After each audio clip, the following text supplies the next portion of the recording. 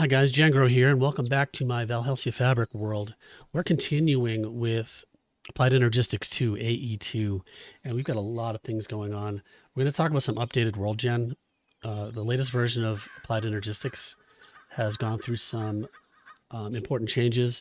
We're going to look at crystal growth accelerators so we can more quickly get Certus quartz and Fluix crystals. Then we're going to dig into autocrafting and start to automate some stuff and look at inscribing automation using subnetworks, patterns, autocrafting. So stick around. Before we get started, let me just ask you to do me a favor and hit that subscribe button. That helps the channel a lot and will help me get toward my goal of 1,000 subscribers. Thanks so much. All right, let's get into it. The last thing I want to do is put you through another trip to a meteor for mining. However, there's an important change here, and this is only going to take a second. In the world gen, last time we were looking for meteors and digging into them to get the different presses. There was a big difference in the world gen. Now, inside meteors, this meteor is, luckily I didn't explore too far, so this meteor is newly generated with the latest version. And there's this significant difference here in that the chest inside the middle of the meteor is surrounded by Fluix blocks. And these are great because you can make growth accelerators out of them. So you never really have to wait 20 minutes to grow crystals like we did a few episodes ago, or last episode. So let's head back and get going on some crystal growth accelerator. Okay, so if you recall last episode, we threw some Certus quartz seed and Fluix seed into water, and that took 20 minutes to turn a Fluix seed into a Fluix crystal. We can speed that up with a growth accelerator, which we can make with this Fluix block. So let's go ahead and make one of these. I'm in the pattern terminal. And if we take this growth accelerator, and we need to put it someplace where it will be connected to the network. You can see it booting up and it's online. And now we need some water right here. We just need an empty cell to go get some water. You'll also notice that I've done quite a bit of work on the house since last time. While I was preparing for this episode, I did some work on the house, moved just about everything from the old base. So if we put this water in this hole right here. So now if we grab a Fluix seed from Fluix dust and sand, we get 2 seeds. And we throw those into the water. And now they'll sit in there and they'll grow in a couple minutes as opposed to 20 minutes. Let's see the progress. Yeah, we're already at 10%. So that just needs a few more, like a minute or two. And I believe we can also just throw some Certus quartz seeds in here as well to the same water.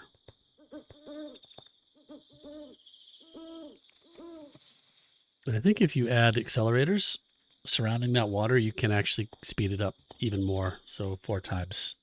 Wonder if you can put one on the bottom as well. Yeah, you can see they're already getting bigger. We'll just wait here for this and speed up the camera.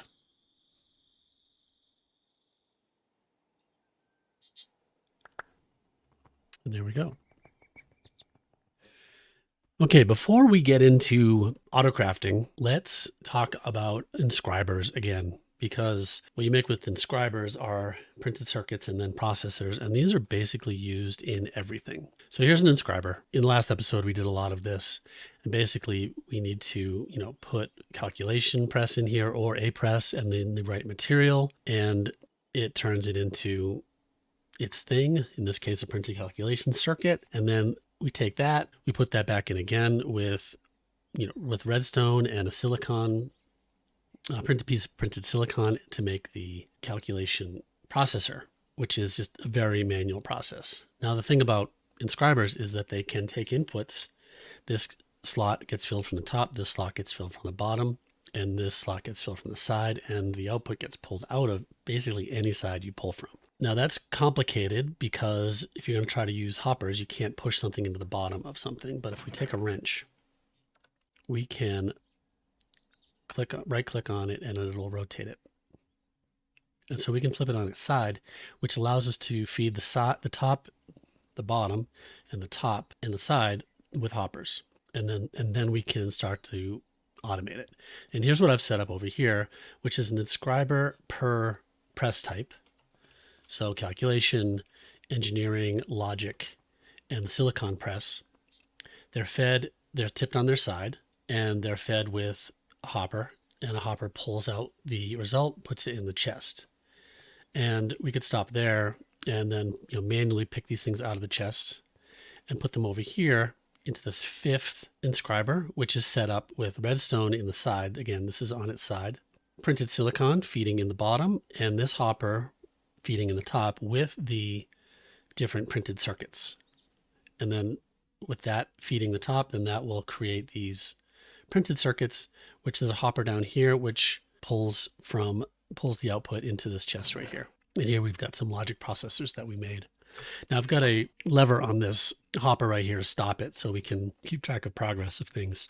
So if we take one of each of these things, so a diamond, gold, Ceres quartz crystal, and if we put these things in the hopper, you see it gets fed down into here,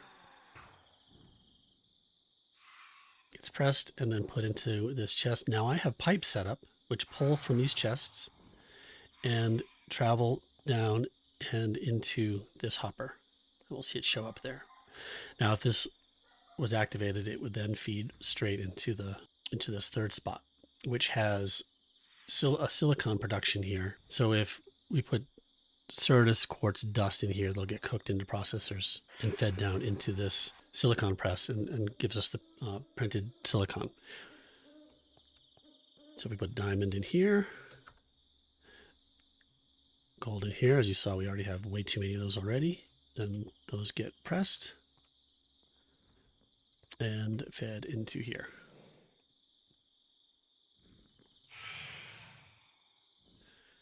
Now let's swap those around because there's more, and we'll flip the switch here.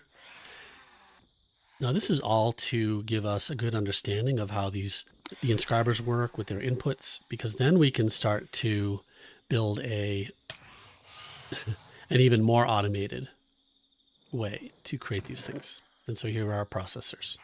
So at this point, we take them out of here, put them into our storage system, and we're good to go. And we have a good supply of these processors. Okay. That was kind of a poor man's automated inscribers. Again, to kind of see how we can automate this whole thing. We can grab these and put them in here. Great. So now let's take a look at autocrafting, which involves patterns, and we have this pattern terminal that I already made, and we'll use that to create actual patterns. Okay, let's get rid of this inscriber. We don't need it. Over here, I've already crafted all the things that I need to show this. We need a pattern provider. We're going to need crafting storage and a molecular assembler. Now the molecular assembler is, put that here, connecting to the controller so it gets power. This is like a crafting table, but it's automated. And we need to put a pattern provider, and we need a pattern. Our first great pattern to create is a crafting pattern, a pattern to make a pattern. We'll put a couple in here. And if you hold shift, it shows you what the pattern is. And so now we have a pattern to make a pattern and a pattern to make quartz fiber.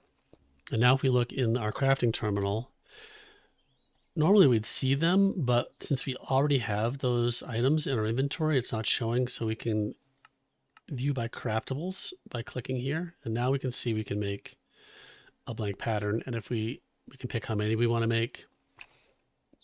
And we're crafting this blank pattern, and we need these things, but we don't have any crafting CPUs available.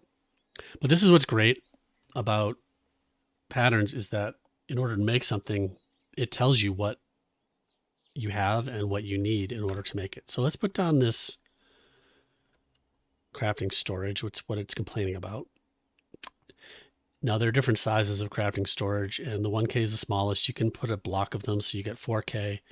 You can also make 4K 16 like the discs, which gives you the ability to craft more and more complex recipes. There's also crafting coprocessors, which allows you to craft more than one thing at a time, which will speed up crafting and let you do even more complicated crafting recipes. And likewise, if we do, now we can see that the crafting CPU, it sees one. And we can actually craft this quartz fiber. Click start, and it made the quartz fiber for us.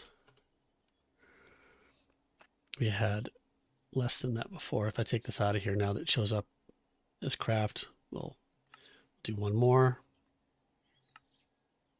And here they are. Now, in order to make these patterns, I've already made several of these. We've got a 1K storage component, a 1K disk, quartz glass, a 4K storage component, 4K storage cell, a pattern to make a pattern provider, and this fluix glass cable. Now I've also got another pattern provider here. Let's connect this right here for now, and we can just keep adding more and add more patterns.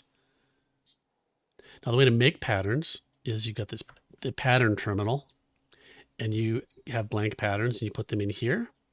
And if we were going to, try to make, for example, a 64K storage cell, we would first have to make the storage component plus housing.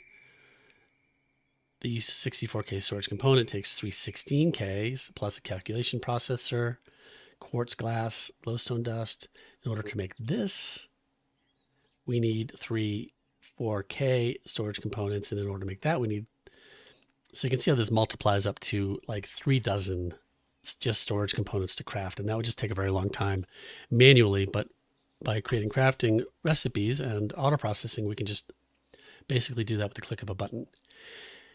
To make this pattern, you start with the biggest thing. So let's start with the 64K storage cell. And we want to use this one here because we don't want to have to make a storage housing. And we click plus, and we're in the pattern terminal here. And then we grab that crafting pattern. And now we can put that in our pattern provider. And at this point, if we want to try to craft that, it tells us what we're missing.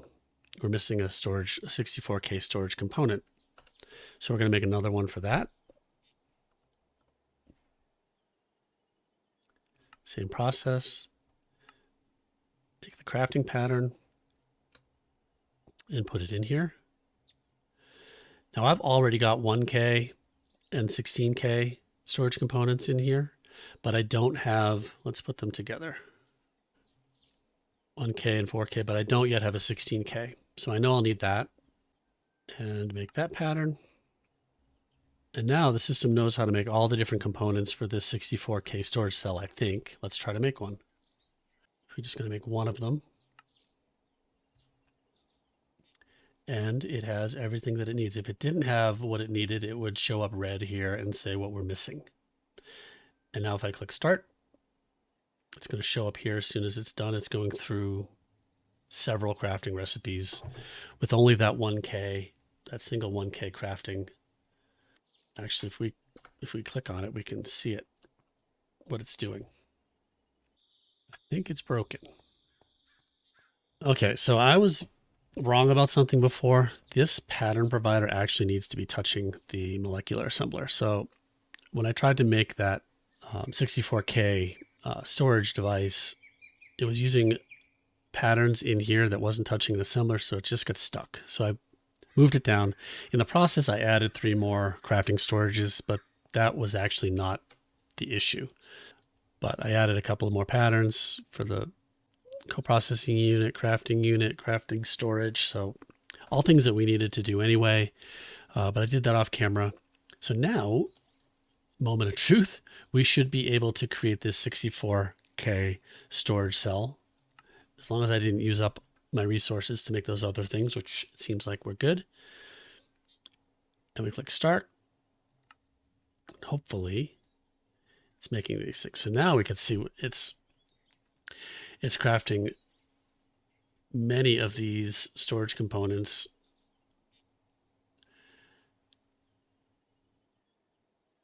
And it's done. And now our 64K storage cell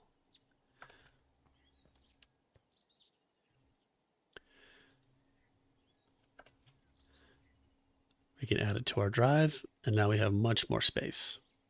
And we can do it again. Can we do it again? No. So here we don't have enough stuff anymore. So we're missing calculation processors, we're missing some glass, and we're missing a lot of Certus quartz crystals. And we actually, it looks like we used them all up exactly to make that other thing. So we're going to have to go find some more Certus quartz or make some more with seeds.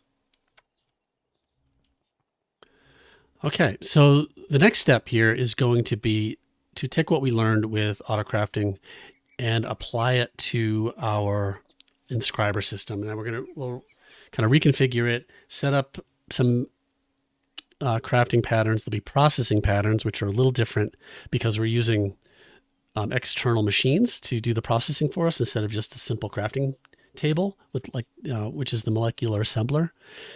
And we'll do things, we'll set things up with an interface and some more recipes and an item import bus to pull stuff out of the chest and push stuff into these hoppers automatically. And we'll do that next time. But this is a good stopping point. I hope this was useful. I try to get into a little more in depth about why we're doing things instead of just cookbook, because I like to understand how things work. I hope you do too. So thanks for watching. Go ahead and subscribe if you've enjoyed the series. Please like the video and drop a comment, and we'll see you next time. Thanks for watching.